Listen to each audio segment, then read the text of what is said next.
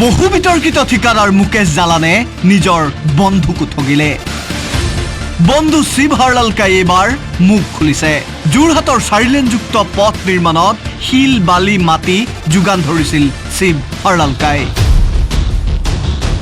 সামগ্ৰী যোগানৰ প্ৰাপ্য ধনৰাশি মুকেশ জালানে শিৱ হাৰলালকাক আজিলৈকে নিদিলে। প্ৰায় 25 কোটি টকা লুণ্ঠনৰ অভিযোগ আনিছে শিৱ হাৰলালকাই। এই সদগুৰু ইঞ্জিনিয়াৰিং মুকেশ জানৰ গোটেই মাটি পাথৰ গোটেই মই সাপ্লাই কৰিলোঁ। গোটেই মোৰ মেচিনাৰী তাতে আছিলে, গোটেই মোৰ মেচিন চলিলে। তাৰপিছত ই মোক পইচা দিয়া নাই। মই তাৰ পৰা 25 কোটিমান পাওঁ। হিচাপ নিকাচ কৰাৰ পিছত ই মোক পইচা যেতিয়া দিয়া সময়ত আহিলে ই মোক ওলাই দিলে। ৰাষ্ট্ৰীয় ঘাইপথ নিৰ্মাণৰ নামত মুকেশ জালানৰ Sadguru engineering and allied services private লিমিটেডে অসমত কেৱল লুণ্ঠন চলালে।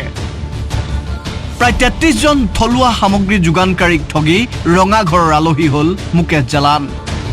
এতিয়ালৈকে জালানৰ বিৰুদ্ধে প্ৰায় 16খন এজাহাৰ দাখিল কৰা হৈছে।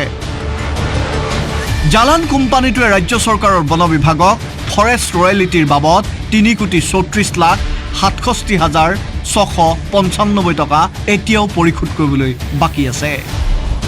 বন বিভাগে কেইবাবাৰো জাননী প্ৰেৰণ কৰাৰ পাছতো গুৰুত্ব প্ৰদান কৰা নাছিল জালানে।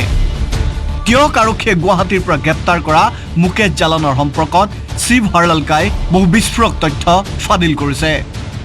200 কোটি টকাৰে গোৱালপাৰাত ফেক্টৰী খুলিছে মুকেশ জালানে। মিজোৰামতো বহু কাম মুকেশ জালানে কৰি আছে। ৰাষ্ট্ৰীয় ঘাইপথ প্ৰাধিকৰণৰ পৰা ভুৱা নথি পত্ৰৰে উলিয়াই আনিলে 6 কোটি 18 লাখ টকা।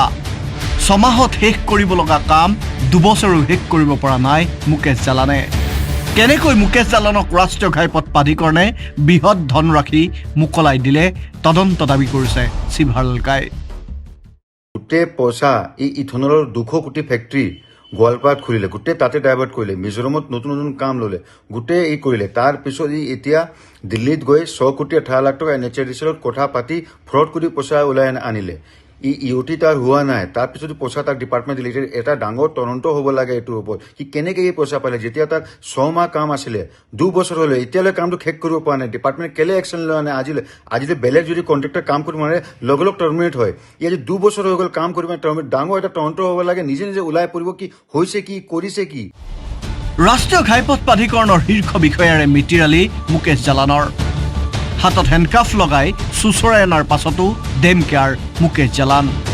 টকা আৰু ক্ষমতাৰে অসমত কেৱল লুণ্ঠন চলাই গৈছে এই বহু বিতৰ্কিত ঠিকাদাৰজনে। ব্যুৰো ৰিপৰ্ট, আসাম টক্স।